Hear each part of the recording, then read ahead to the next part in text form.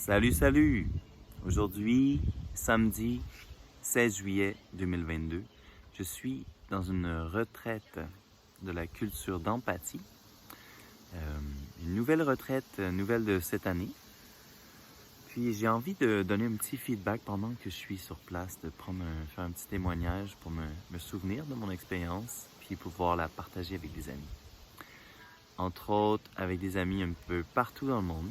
Puis j'ai envie de dédicacer en fait cette vidéo-là à tous les amis ou les personnes que j'ai moins connues, mais que j'ai rencontrées dans toute l'aventure de l'Université de la Terre à Montréal depuis 2010, puis du réseau de l'AYU à ce moment-là, puis la communauté de la Terre. Je pense un petit peu à tout le monde que j'ai rencontré dans ces contextes-là, dans ces années-là, parce que justement, une des valeurs de la retraite, disons, puis qui est en lien avec la culture de l'empathie, c'est la culture de la non-violence, disons, ou la pratique de la non-violence. Puis pas la non-violence comme un dogme, qu'on doit absolument pas être violent ou whatever, mais plus comme une méthode, une inspiration. Je dis ça dans le sens que, premièrement, la violence, c'est un petit peu relatif. Qu'est-ce que ça veut dire? Ça veut pas dire exactement la même chose pour tout le monde. Bien sûr, on a une conception probablement similaire, beaucoup de gens, par rapport à qu'est-ce que la violence, mais quand ça devient de la violence psychologique, par exemple, ou de la violence systémique qu'on ne comprend pas, ça peut être difficile pour tout le monde de s'entendre sur qu'est-ce que la violence. Donc, puis justement, qu'est-ce que la non-violence? Donc, j'avance un petit peu, je commence la vidéo, puis en fait, ce que j'ai... Les autres valeurs, disons, qui sont partagées dans le camp, si je peux dire ici. Dans un sens, il y a la connexion entre nous, les êtres humains, notre connexion avec la Terre. Et la décolonisation, dans le sens de la déstructuration de nos façons de penser, surtout dans une culture coloniale ou une culture de colons, comme ici, dans laquelle on a grandi. T'es bienvenu, je fais une petite vidéo, fait que je suis en train de faire un petit témoignage sur le camp. En fait. Puis c'est ça, puis d'autres valeurs qu'on pourrait dire comme, je pense pas que c'est une valeur officielle, mais clairement l'écologie, être plus intègre dans notre façon de vivre d'un bout à l'autre de nos vies, un peu dans notre quotidien en fait, que chaque jour nos actions soient plus intègres avec nos valeurs, nos croyances d'écologie. Puis j'essaie de me rappeler qu'est-ce qui était écrit sur le petit pamphlet en fait d'invitation. Ensuite, dans le fond, ce que j'ai envie de dire un petit mot parce que je pense à toi, Vlad, qui a envie d'organiser une retraite d'empathie en Grèce. Je pense à toi, Monica, au Mexique, qui espère revenir à Montréal peut-être cette année. Je pense aussi aux amis comme Lampu, Feiti, qui s'arrivent au Chili. D'autres amis à l'international. Je ne vais pas nommer tout le monde, mais je pense à vous, entre autres, parce qu'on s'est quand même communiqué dernièrement. Puis que, justement, on a participé des moments privilégiés durant la dernière dizaine d'années. Puis qu'en fait, beaucoup des expériences qu'on a vécues, on pourrait les considérer comme des actions directes, non violentes. Donc, qu'est-ce que ça serait une action directe non violente? Ce serait une action qui nous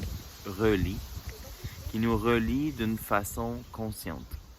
En fait, dans le sens que c'est un choix conscient, on fait quelque chose, puis on fait le choix de choisir quelque chose qui va pas avoir des conséquences, on pourrait dire négatives, des conséquences comme que des gens se sentent opprimés ou que des gens soient blessés, que des gens se sentent violentés ou agressés par nos modes de vie, nos comportements, nos pensées, qu'est-ce qu'on vit. Puis c'est ça, je reviens un peu au camp ici. Dans le fond, j'avais envie de faire cette vidéo-là parce que aussi, justement, on le sait, nos modes de vie sont basés sur une certaine violence. Dans le sens, par exemple, le mode de vie capitaliste, le mode de vie de consommation, de consommer plus que ce qui est possible. pour la planète de soutenir, disons, ou justement d'avoir développé des telles inégalités dans le monde qui fait que les riches peuvent avoir accès, les privilégiés peuvent avoir accès à des modes de vie qui sont que si tout le monde y avait accès de façon universelle, ben la planète pourrait pas le soutenir. Il suffit de réfléchir un peu pour voir que on s'en va dans un sens qui ne fait pas de sens. Si on a des valeurs d'équité, si on a des valeurs d'égalité, si on a des valeurs de respect de la nature, respect des êtres humains, respect de la diversité, si on a une réelle conscience ou un réel désir d'agir de façon antiraciste ou de façon, disons, anti-oppressive, on a vraiment besoin de reconfigurer nos modes de vie, puis faire des choix. Puis justement, dans une discussion, dans un atelier, il y avait je trouvais ça intéressant, mais une réflexion par rapport à l'alimentation. Comment l'alimentation puis le mode de production alimentaire peut être violent, en fait. Comment, par exemple, la culture de la permaculture, on va dire, ou du jardinage écologique peut être une autre forme d'action non violente, comme la culture de régénération, dans le sens de, par exemple, les forêts jardinières ou des choses comme ça. Puis, oui, c'est ça. Dans le fond, aussi au niveau humain, justement, mais disons, une culture de la réparation, une culture de la régénération dans nos relations humaines. Par exemple, par rapport à tous les traumas de l'histoire au niveau culturel, au niveau racial, toutes les conséquences des génocides de toutes sortes de peuples sur la planète, toute la grande violence, parce que là je parle d'action non violente, mais justement il y a tellement de violence dans notre monde, on le sait, peut-être qu'on s'en rend pas compte vraiment non plus, mais il y a vraiment un besoin d'agir, on le sait, je pense que c'est partagé par beaucoup, puis souvent c'est au niveau des actions, des stratégies, on a l'impression d'être impuissant, de ne pas pouvoir avancer, ou peut-être que la violence est nécessaire. Puis justement, je ne veux pas faire de débat nécessairement par rapport à ça, parce que qui suis-je, je ne sais pas, mais en même temps, justement, moi je privilégie vraiment la connexion, la non-violence, c'est certain, puis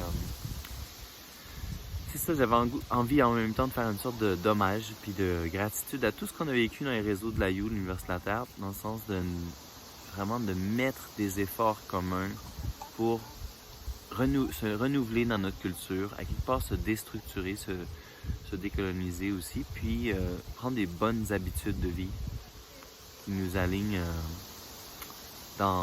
avec nos valeurs, puis avec nos rêves, dans le fond, avec nos désirs pour la société humaine.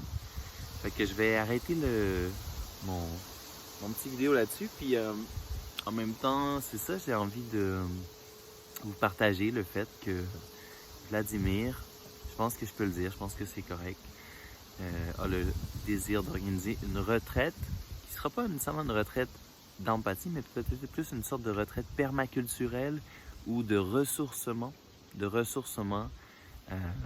avec une sorte de dose de créativité, si je comprends bien, qui serait sur l'île de Lesbos, en Grèce, en 2023. Alors, j'avais envie de partager ça aussi à quelques amis, comme idée. Vlad m'a approché pour me partager son idée. Puis, probablement avec une sorte de relation aussi de thématique par rapport à la crise des réfugiés.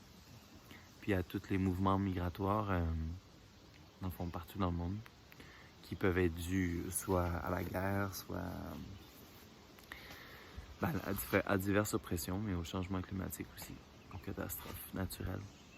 Donc voilà, je ferme la vidéo là-dessus, puis salutations à tout le monde, partout dans le monde, puis au Québec, entre autres. Alors, à bientôt, merci.